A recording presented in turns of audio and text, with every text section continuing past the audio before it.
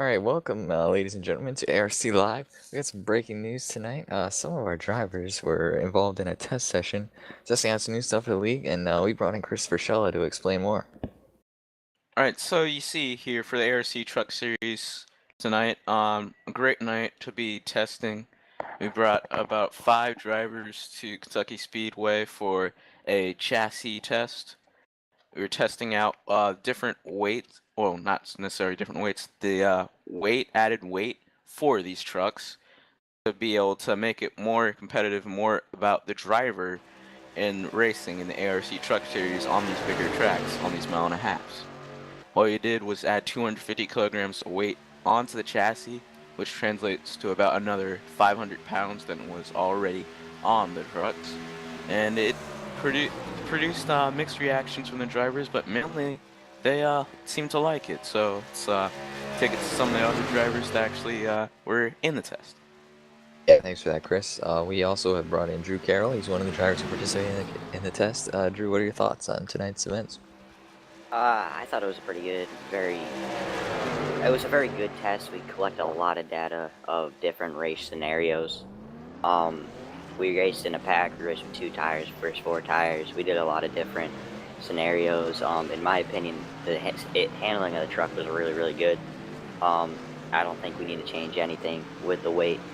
Uh, how everybody ran, we weren't packed up as much as we used to do.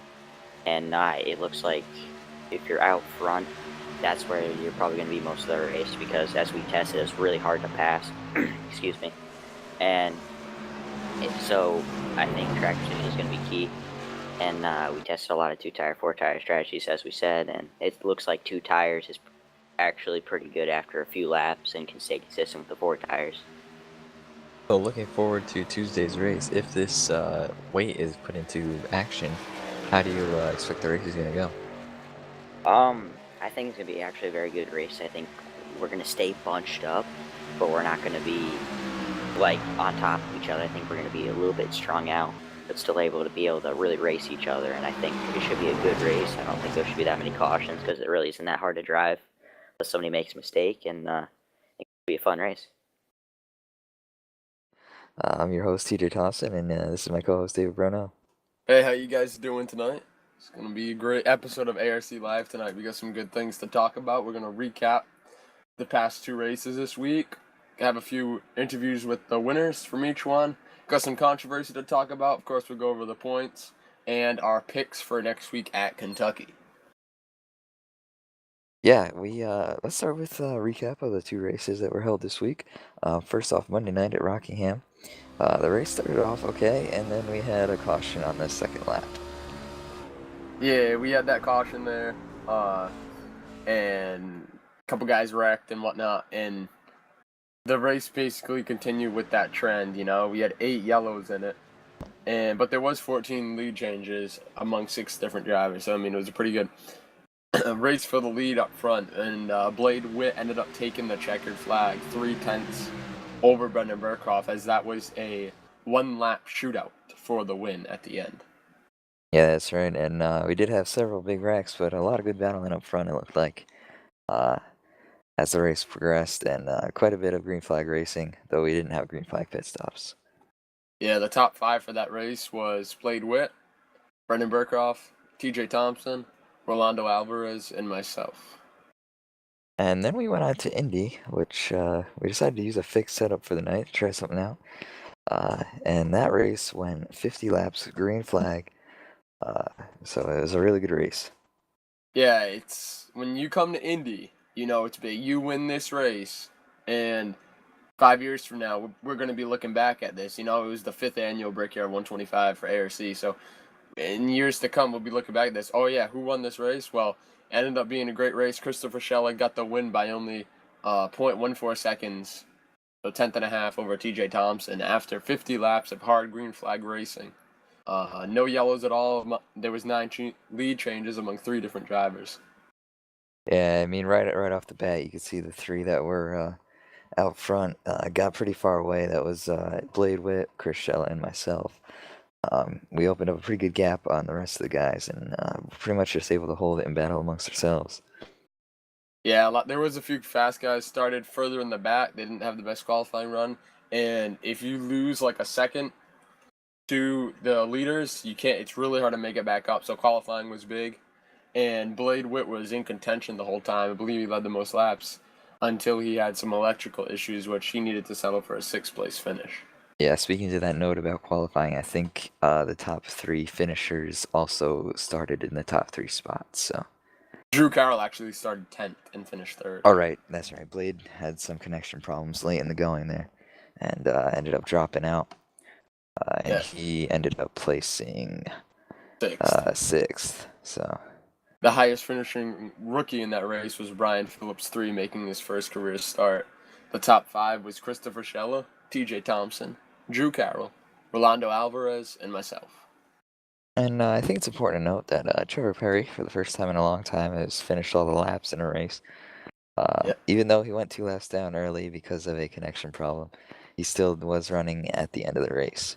Yeah, it was pretty good. He came home seventh, and just for anybody who's curious, big Trevor Perry fan, you follow his Twitter feed, stuff like that. Just to let you guys know, the last time he got a top five in ARC was February 6, 2012. So this might be his road to recovery to get back on the right track to try to get a top five here before the season ends. Yeah, for sure. All right, so we're gonna do some interviews here. We got the from Rockingham, Blade Witt, who's ready to talk to us here. So, Blade, you got a copy? Yes, I do. So, Blade, just kind of walk us through that Rockingham race and what you had to do to keep your car out front and keep it clean, and with all the madness that seemed to be going on. Yeah, it was very tense. Just lots of controversy, as we all know, as we're all gonna find out. It was pretty hard to keep it clean because everyone was all over me the whole race, pretty much on the restarts. Lots of restarts. Really tense. Yeah, so I mean, you seem to have pretty much the fastest truck, but there were a couple times you got stuck back there in traffic. Was it easy to work traffic, or I mean, how'd you find that? It was pretty tough to fight traffic because it's really hard to set people up getting off the corner. I had trouble getting off the corner really well. I usually slide up into getting really close to the wall most of the time, sometimes hitting it. Yeah, for sure. So, what are you being the winner after all this madness? What are your thoughts on the whole controversy that we're going to cover later with Dalton and Brendan? Kind of just immature to a point. Like it shouldn't have happened. Yeah, I got you. So, before we let you go here, anyone you want to thank? I'd like to thank DRC and just all the help and everything. All right, got you. Congrats on the win, man. Thank you. All right, and we also have Chris Shella here tonight, your winner from Indy. So we'll now bring him in. Chris, you got a copy. Yes, sir. All right, Chris. Well, that was quite the Indy race. I would have liked to have taken it from you, but it was definitely hard fought, and the top three, we were all pretty close together. So, how was the race in your mind? Honestly, it was pretty much like I thought it would be. I thought there would just be a small pack that would pull out from the rest of the field, and it would pretty much stay like that for the whole race, and it did. It was a shame that we had Blade Witt, who had connection issues, drop out in the middle of the race and drop all the way out of top five, but it was pretty fun racing with them. Wish they could have been able to finish that off. Yeah, so it seemed to have. We did have a green flag pit stop. So, did your pit strategy change at all during the race, or did you pretty much have set in stone what you were going to do on that stop? I take two. That's usually the way it goes when you get a green flag run here in URCs. That it comes down to a two-tire stop and getting that good two-star stop and just adapting to how the car handles once you get back on the track. Of course, we didn't have that many problems with that. It was just some lap traffic that caused a little commotion after the pit stops. Yeah, Trevor Perry was looking pretty racy when he got up there with you guys after coming out of the pits. I mean, how did you feel on that? How'd you deal with that whole situation? Well, considering how he's in the same TeamSpeak channel, he was kind of stubborn when we told him that he should probably back it off since he was getting a little bit too close for comfort coming off the corners as we were battling for the lead. Not to mention that we had the third place driver, which was you, TJ Thompson. You kind of caught us from like 2 seconds back, but eventually he dropped back and apologized, so it's fine. All right. Well, you got anyone you want to thank before you get out of here? I would like to thank Chevy. I would like to thank myself for making this beautiful unsponsored paint scheme, and I would like to thank DRC Racing and, well, of course, again, myself. All right. Well, congrats on the win, man, and looking forward to racing in Kentucky.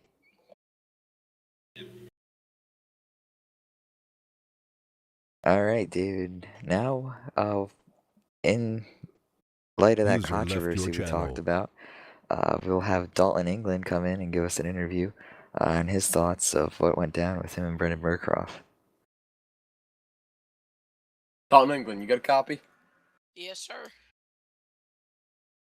How did you think that incident went down there at Rockingham? A lot of people that watch ARC and follow the series picked up on that, and action was taken by ARC. But before we get to that, what do you think happened there in that incident?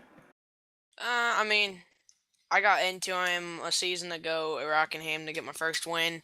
We were going in the 3 on the last lap, and it was, I mean, we were going to hit either way. It didn't matter if I came up, he came down. We were going to hit. We were going 3 wide in the 3. Got up into him, and he spun out, and he's been saying he was going to get me back, and we came to Rockingham. We were about 30 laps into it. And he got loose up in front of me, and it didn't look like he got loose. It looked like it was intentional, and came back through, was running on my bumper all the way through 1 and 2 for the past 4 laps. And then on lap 35, he decided, coming off of 2, he'd just come up and hit me. I'm not going to retaliate. I'll just let him pay back, because going to get him. Yeah, Oh, you can go ahead, TJ. I mean, it did look pretty intentional from the replays we saw, as you'll be able to see on screen as we talk about this. So, Dalton, you said you weren't gonna have any payback for him, but will this affect how you race him as far as going forward now? I mean, I gotta get in the chase. I'm not gonna go out there and just try to wreck him. But if he's around me, I'm definitely gonna race him hard, and he's gonna expect me not giving respect. And if he wants by and I'm a lap down, I'm not gonna give it to him. He's gonna have to work for it. Yeah, for sure, we can understand that. Now, Dave, just to recap this year, ARC did take a stand here and did issue a penalty, which was the suspension of that number 68 Chevy team of Brendan Burcroft for the 5th annual Brickyard 125 last Tuesday night. And as you were involved in the incident, Dalton, do you feel that that was the correct move by ARC? I mean, honestly, I think I should have got a penalty also. I mean, I kind of went off at him.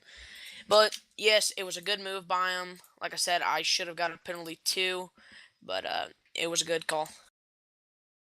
Yeah, it it helps too to fortify what people are gonna think when it comes to stuff happening like that. That they know that they can't just turn somebody just because they feel like it, whether that was intentional or not.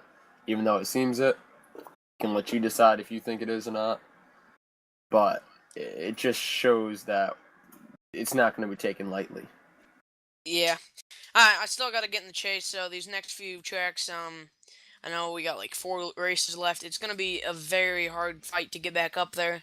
At least almost 100 points behind of where I should be to get into the chase, but everybody back at PND Racing is gonna try to help me out and get me up there, and hopefully it's open setup for next week and the following week. So I got a good idea at Michigan. I got a good set there.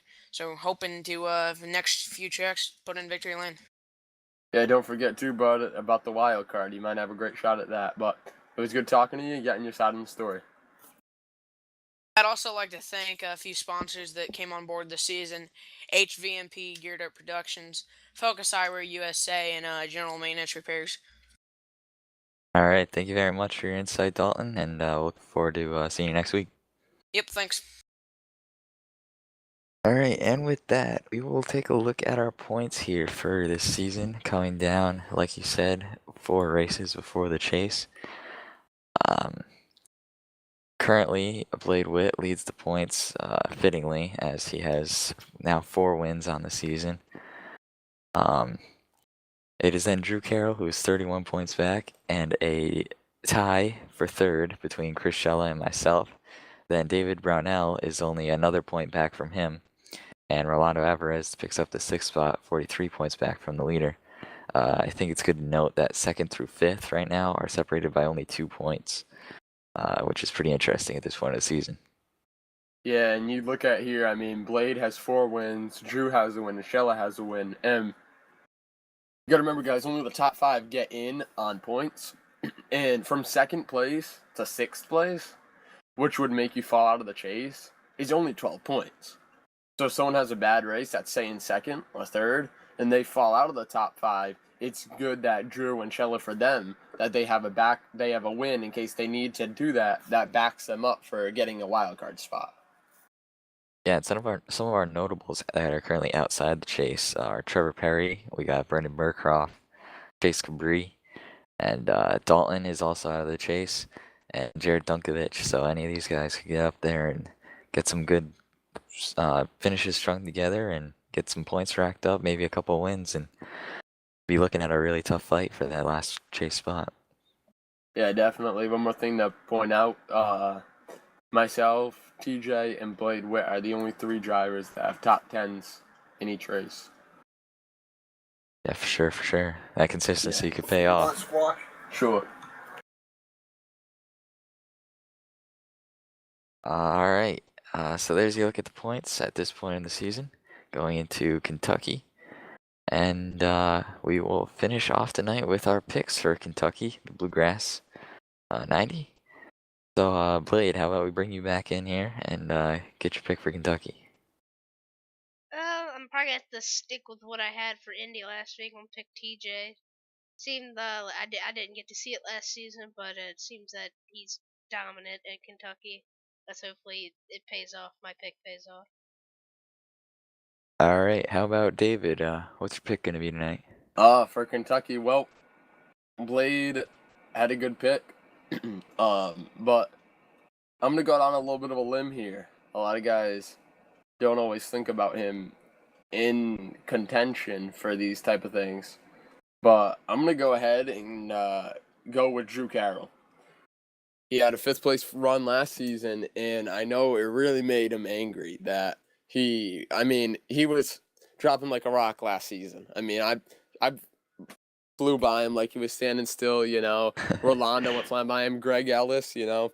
We just all went right by him, you know, but he's going to put that behind him when he comes to this weekend. But he's going to still have that in the back of his mind, knowing that he doesn't want to finish 5th. He wants to win and go out as a proven winner at Kentucky this season.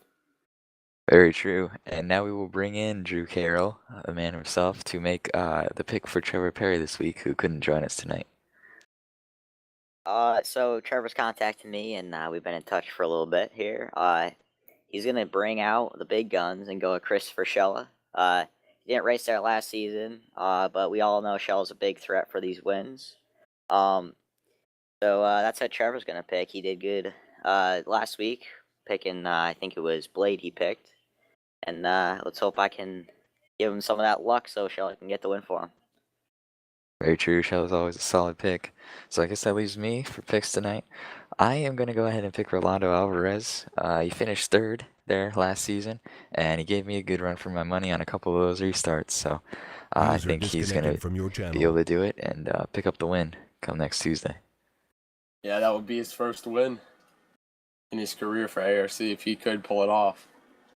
Yeah, I think he can get it done. So we'll be looking forward to that, and we'll talk to you guys after the Kentucky race.